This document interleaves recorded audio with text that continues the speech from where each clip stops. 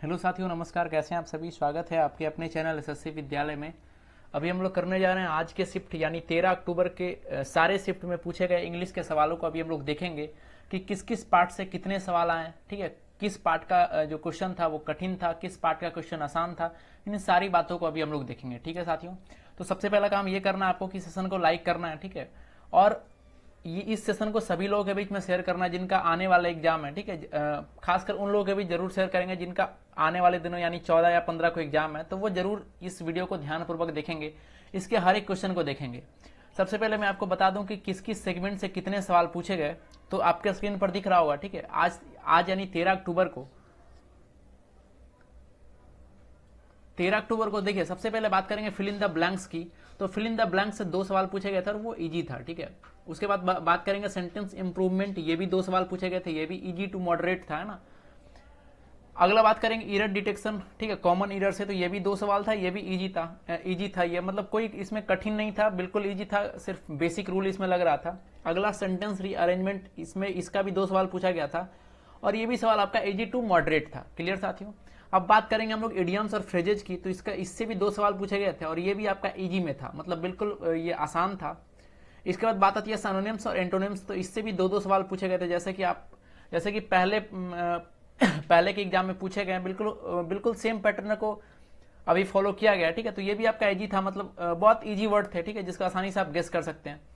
फिर आपका active, passive और डायरेक्ट इनडायरेक्ट, यानी आपका वॉइस और नरेशन से एक एक सवाल पूछे गए थे और दोनों आपका इजी था, मतलब आप आसानी से ऑप्शन को इलिमिनेट करके इसे सॉल्व कर सकते थे। ठीक है, अब देखिए उसके बाद आपका फ्रेज सब्स्टिट्यूशन से 2 सवाल पूछा गया था और ये भी आपका इजी टू मॉडरेट था। स्पेलिंग करेक्शन से 2 सवाल पूछे गए थे।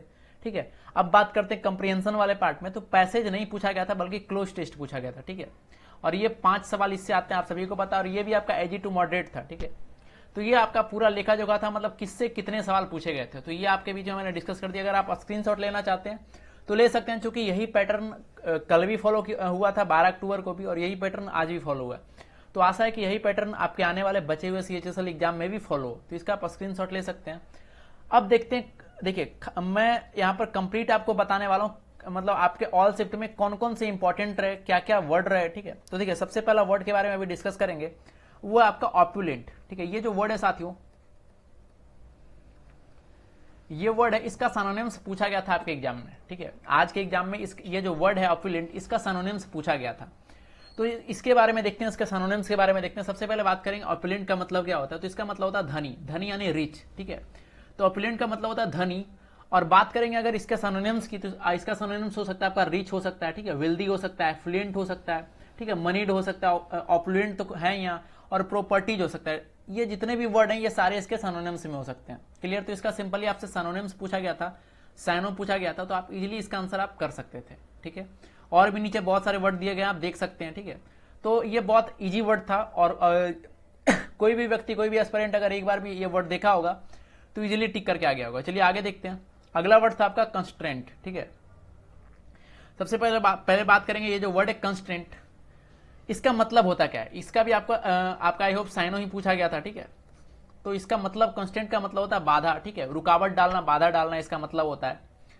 बात करेंगे इसके सिनोनिम्स की, तो इसका सिनोनिम्स होता है कंपलेबल। ठीक है, कंस्टेंट तो है ही, और इसका एक और जो बहुत ही इंपॉर्टेंट सिनोनिम्स है वो आपका ड्यूरेस। ठीक है, तो ये सब इसके सिनोनिम्स थे।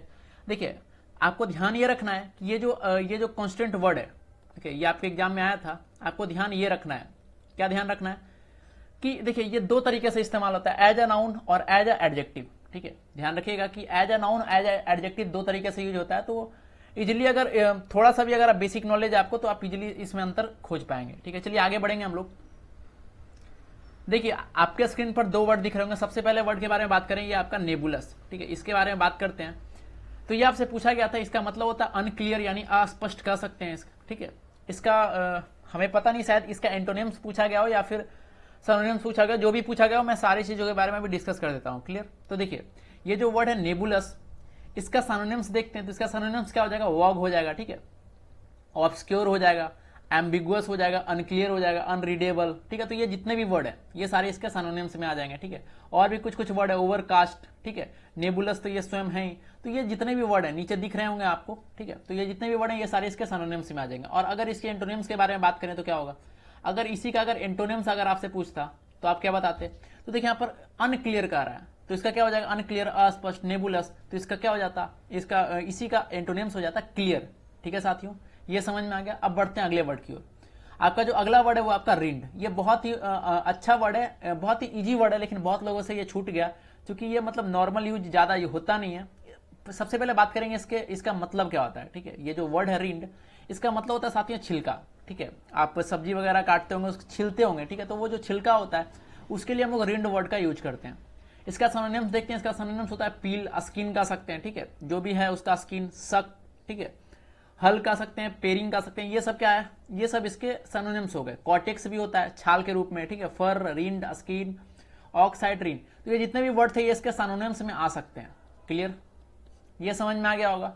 तो इसका सिनोनिम से पूछा गया था। तो ये और बहुत इजी ऑप्शन थे आपको। देखिए इंग्लिश के बारे में बता दें, इंग्लिश में अगर आपका पेपर अभी नहीं हुआ है तो आपको बताना चाहेंगे जो आपके ऑप्शन 4 ऑप्शन मिल रहे हैं, ठीक है, ABCD करके 4 ऑप्शन मिल रहे हैं, वो बहुत ही मतलब इजी ऑप्शन आप आसानी से इलिमिनेट कर सकते हैं, ठीक है। एक और बात समझिए कि अगर आपको पेपर ऐसा मिलता है या कोई ऐसा सवाल मिलता है, ध्यान दीजिएगा, कोई ऐसा सोचिए, कोई भी एक ऐसा वर्ड मिला और 4 ऑप्शन आपके दिए हुए हैं, ठीक है, A, B, C और D करके, ठीक है। कभी कभी ऐसा होगा ये जो वर्ड लिखा रहेगा, ठीक है, ये जो वर्ड कुछ भी XYZ लिखा हुआ है इसका मतलब आपको पता नहीं रहेगा, ठीक है। लेकिन फिर भी ऐसा समझिए आपके पास टाइम अगर बचा हुआ है तो आपको देखिए कोई भी वर्ड दिखे उसका मतलब अगर पता है तो डायरेक्टली बनाइए, अगर नहीं पता है तो आपको एक काम करना है कि ये चारों जो ऑप्शन है इसका मतलब देखना है। आपको क्या करना है, ये चारों ऑप्शन के मतलब देखना है। इसमें से आपको 3 जो है, जैसे ऐसे समझिए ये आपका पॉजिटिव हो गया, ठीक है, मतलब देखिएगा ये भी आपका पॉजिटिव होगा और ये भी आपका पॉजिटिव हो गया, ठीक है, और ये वर्ड आपका निगेटिव हो गया, ठीक है। मैं जस्ट एज्यूम कर रहा हूं, आपको ये समझ में आ जाएगा। क्लियर। तो देखिए 3 अगर पॉजिटिव हो रहे हैं और एक निगेटिव हो रहा है, मतलब पक्का क्या होगा, ऑप्शन सी होगा। इसके अर्थ से हमें कोई मतलब रहा नहीं। इस तरीके से ये बहुत ही इजी अप्रोच है, ठीक है, बहुत ही शानदार और स्मार्ट अप्रोच है, ठीक है। तो अगर कोई भी सवाल अगर आपसे नहीं बने तो ये अप्रोच आप अपना सकते हैं। क्लियर साथियों, चलिए आगे देखेंगे, अगला देखेंगे। देखिए अगला वर्ड पूछा गया था आपका एल्ट्रुइस्टिक। ये बहुत ही अच्छा वर्ड है ये, ठीक है। सबसे पहले देखेंगे ये जो वर्ड है इसका मतलब क्या होता है। इसका मतलब होता है परोपकारी, ठीक है। इसका मतलब क्या होता है साथियों, इसका मतलब होता है परोपकारी। अब देखिए इसके बहुत सारे वर्ड हो सकते हैं। सबसे पहले देखेंगे इसका देखिए बहुत लोगों को समझ में नहीं आ रहा होगा, तो एज एडजेक्टिव इसका डेफिनेशन देखिए कि showing a disinterested and selfless concern for the well being of others, ठीक है, ये समझ में आ गया। अब देखिए अगर बात करेंगे सिनोनिम्स की, अब देखिए परोपकारी, कोई व्यक्ति परोपकारी है मतलब क्या, वह स्वार्थी नहीं है, ठीक है, क्या है वह स्वार्थी नहीं है। स्वार्थी का क्या होता है, स्वार्थी मतलब होता है सेल्फिश। तो अगर इसका सिनोनिम्स की बात करें तो क्या हो जाएगा आपका अनसेल्फिश। क्या कह सकते हैं, अनसेल्फिश कह सकते हैं। अगर इसके एंटोनिम्स की बात करते हैं तो सेल्फिश हो जाता। बात समझ में आया कि नहीं आया। अब देखेंगे अगला जो आपका पूछा गया था वो आपका डिस्क्लोज था, ठीक है। डिस्क्लोज मतलब क्या होता है, डिस्क्लोज मतलब होता है खुलासा करना, ठीक है। डिस्क्लोज मतलब क्या होता है, खुलासा करना। कोई भी चीज जो था, मतलब कोई भी भेद था, कोई ऐसा चीज था उसको आपने क्या किया, मतलब सबको बता दिया, ठीक है, उसी को कहते हैं हम लोग डिस्क्लोज करना। देखते हैं सिनोनिम्स, अनफोल्ड हो जाएगा, रिवील हो जाएगा, ठीक है, इविंस हो जाएगा, डिस्क्लोज, डिक्लेयर, ये मैनिफेस्ट, ये सब जितने भी वर्ड थे, ठीक है, ये जितने भी वर्ड थे ये सारे क्या हो जाएंगे साथियों। देखिए ये जितने भी वर्ड थे ये सारे वर्ड आपके हो जाएंगे इसके डिस्क्लोज के सिनोनिम्स हो जाएंगे। ये क्लियर, ये समझ में आ गया होगा। चलिए एक और वर्ड आपसे पूछा गया था, बहुत ही अच्छा वर्ड था, वो आपका प्रूडेंट। ये बहुत ही इजी वर्ड था और आई होप जो भी लोग दिए होंगे ये वर्ड जरूर टिक करके आएंगे क्योंकि बहुत इजी वर्ड है। इसका मतलब होता है मतलब चालाक टाइप का, ठीक है। ये जो वर्ड है इसका मतलब होता है चालाक टाइप का, ठीक है। अगर कोई चालाक है तो उसके लिए यूज करते हैं ये जो वर्ड है प्रूडेंट। चालाक कह सकते हैं, चतुर कह सकते हैं। तो देखिए चालाक के लिए क्या इस्तेमाल करते हैं, स्मार्ट, क्लेवर, ठीक है, यही सब वर्ड हो जाएगा। बहुत सारे वर्ड नीचे दिए गए, स्क्रीनशॉट ले सकते हैं, ठीक है। स्मार्ट हो गया, क्लेवर हो गया, ठीक है, बहुत सारे वर्ड है। तो ये सब के लिए हम लोग प्रूडेंट वर्ड यूज करते हैं, ठीक है। तो साथियों ये सारे आपके इंपॉर्टेंट वर्ड थे जो आज के सेशन में, आज के एग्जाम में आपके आए थे, ठीक है। आज के एग्जाम तीनों शिफ्ट मिलाकर। और देखिए ये हमारे पास वही वर्ड पहुंच पाते हैं जो आप में से कुछ विद्यार्थी हमें मैसेज करते हैं, ठीक है, भेजते हैं। तो मे भी कोई वर्ड छूट गया हो, लेकिन हमारी कोशिश रही कि मैं जितना भी वर्ड हमारे पास आया उसको बढ़िया से मैं जांच करके आपके पास लाया हूं, ठीक है। अब देखते हैं कुछ और पोर्शन पर। तो सबसे पहले बात करेंगे इडियम्स और फ्रेजेज की, ठीक है। तो इडियम्स फ्रेजेज बहुत ईजी था, ठीक है, हमें नहीं लगता बहुत सारा डिस्कस करना चाहिए। मैं एक यहां पर बताऊंगा आपको, आपको बताना है इसका आंसर। एक इडियम से आया था साथियों, मैं यहां लिख दे रहा हूं, एक इडियम से आया था टॉकिंग टू द वॉल, ये इडियम से आज आया था आपका, ठीक है, टॉकिंग टू द वॉल। तो इसका आंसर बताना है, बहुत इजी था ये इडियम से, ये बहुत इजी था, टॉकिंग टू द वॉल। इसका मतलब क्या होता है, इसका मतलब होता है दीवार से बातचीत करना ना, दीवार से बातचीत करना, ये इसका अर्थ हो गया, लेकिन ये तो एग्जैक्ट होता नहीं है, तो इसका अर्थ आप समझिए, ठीक है, दीवार से बातचीत करना मतलब दीवार से अगर कोई बातचीत कर रहा है तो इसका मतलब क्या हुआ, वो बेकार का कोई अटेम्प्ट ले रहा है, ठीक है, मतलब वो बेकार का काम कर रहा है, टाइम पास कर रहा है। तो आपके एक ऑप्शन में अवेलेबल था अनसक्सेसफुल अटेम्प्ट ऑफ कम्युनिकेशन, तो ये जो ऑप्शन था ये इसका करेक्ट आंसर था। तो और मीडियम्स आए थे, बहुत इजी थे, ठीक है, बहुत इजी थे। अब बात करेंगे क्लोज टेस्ट की, ठीक है, आपका जो क्लोज टेस्ट पूछा गया था, तो अगर क्लोज टेस्ट के बारे में अगर आप जानना चाहते हैं कैसा था, तो ये बिल्कुल इजी था आपका, ठीक है, ये बहुत ही इजी था क्लोज टेस्ट आपका, ठीक है। कैसे इजी, चूंकि ये आपका स्टोरी टेलिंग था, ठीक है, जो भी आपका क्लोज टेस्ट आया स्टोरी टेलिंग, जैसे कि आपका तीसरा शिफ्ट में पूछा गया था फतेहपुर सिकरी के बारे में, ठीक है, आपका फतेहपुर सिकरी के बारे में था, तीसरा शिफ्ट में जो था फतेहपुर सिकरी के बारे में पूरा मतलब बहुत ही इजी था, एक मतलब स्टोरी टेलिंग था, मतलब एक दूसरे से सेंटेंस लिंक हो रहा था। तो मतलब ये आपका जस्ट एग्जांपल मैंने बताया कि इस तरीके से आपका क्लोज टेस्ट पूछ रहा है, बहुत इजी है, आप मतलब जिनका आने वाला एग्जाम है बहुत इजीली आप सॉल्व कर पाओगे, ठीक है। चलिए कुछ और सेगमेंट के बारे में बात कर ले। तो देखिए कॉमन इरर और वन वर्ड सब्स्टिट्यूशन, तो सबसे पहले बात करते हैं OWS यानी वन वर्ड की। तो देखिए वन वर्ड भी बहुत आसान, बहुत इजी आया। कुछ मैं सबसे पहले मैं चलिए लिखता हूं, आपको आंसर करना है, ठीक है। देखिए एक ये पूछा गया था, बहुत सारे आए, ठीक है, लगभग मतलब आज 6 पूछे गए थे, 3 शिफ्ट 6, तो 6 में से मैं 6 तो हमारे पास पहुंच नहीं पाए।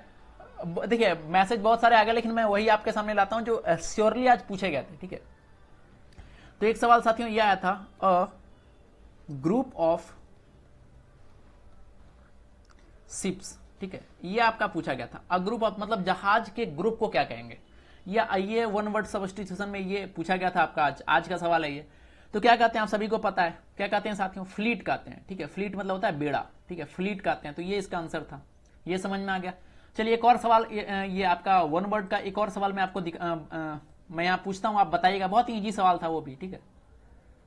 एक और सवाल मैं यहां पर आपसे पूछता हूं, चलिए एक सवाल है आपका कि अ पिक्चर और pattern produced by arranging together small pieces, ठीक है। तो ये बहुत ही मतलब बहुत ही इजी था ये पीसेस, ठीक है। तो ये थोड़ा लंबा देखने में लग रहा है, लेकिन बहुत इजी है ये, ठीक है, बहुत इजी है। मैं बताता हूं इसका, देखिए अ पिक्चर और pattern produced by arranging together small pieces, तो इसका जो आंसर है, ठीक है, वो आपका हो जाएगा मोजैक, ठीक है, ये इसका आंसर था। ये आपका वन वर्ड पूछा गया था, और भी पूछे गए थे, बहुत इजी थे, ठीक है, बहुत इजी पूछे जा रहे हैं। तो बिल्कुल भी आपको मतलब ये निराश नहीं होना, ठीक है, बिल्कुल मतलब एकदम कॉन्फिडेंट होके जाइए, सारे सवाल आपसे बन जाएंगे, ठीक है साथियों। चलिए अब बात करेंगे कॉमन इरर की। तो देखिए कॉमन इरर के बहुत सारे सवाल हैं, ठीक है, बहुत सारे सवाल आए हैं हमारे पास, मैसेज में बहुत सारे सवाल आए हैं, उसमें जो प्रॉपर आपके जो सवाल थे वो बहुत इजी थे। तो मैं यहाँ पर आपको हिंट देना चाहूंगा, बताना चाहूंगा किस किस सेगमेंट से आप मतलब किस किस सेगमेंट से पूछे जा रहे हैं। तो देखिए आपका ये जो कॉमन इरर है, सबसे पहले ध्यान रखिएगा वर्ब से पूछा जा रहा है, ठीक है। और आपका जो पेयर वर्ड है, पेयर वर्ड कहने का मतलब नाइदर नॉर, आइदर और, ठीक है, ये सब जो वर्ड है एंड और, तो इसको आपको चेक करना होगा, ठीक है। जैसे एंड के पहले क्या होगा, तो और के पहले जो होगा वही एंड के पहले होगा, ठीक है, बात समझ में आ रहा है। आइदर नाइदर, ठीक है, आइदर और नाइदर नॉर, तो ये सब बहुत ही मतलब इस तरीके के कॉमन इरर आपसे पूछे जा रहे हैं, ठीक है साथियों। फिर बात करेंगे बाकी जो बच्चे मिस स्पेल्ड, तो उसमें एक पूछा गया था, सपोर्टर्स का, ठीक है। तो मैं जस्ट ऐसे यहां पर लिख दे रहा हूं,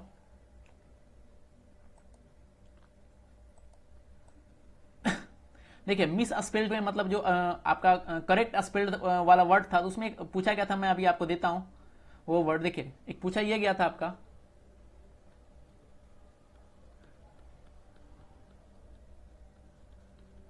सपोर्टर्स, तो ये आपका सही लिखा हुआ, इसी को मतलब अलग तरीके से लिखा हुआ था, तो ये आपका ये एक आया था, और भी बहुत सारे आए थे, ठीक है।